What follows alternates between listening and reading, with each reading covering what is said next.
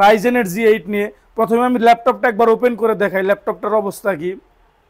মাত্র 10 থেকে 12 সেকেন্ডে ল্যাপটপটা রান হয়ে যাবে। আমি মডেলটা বলে দিচ্ছি, HP EliteBook 845G8 845 G8। ল্যাপটপটা অন হয়ে গেল, মাত্র 10-12 সেকেন্ডে ল্যাপটপ অন হয়ে গেল।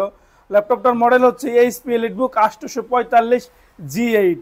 CPU হচ্ছে AMD Ryzen 5 Pro 5650U series, অর্থাৎ 5650U সিরিজ। আপনারা র্যাম পাবেন 16 GB র্যাম পাবেন, 3200 স্পিডের র্যাম পাবেন 16 GB। এরপরে 256 GB স্যামসাংয়ের NVMe SSD থাকবে, অর্থাৎ 16 256।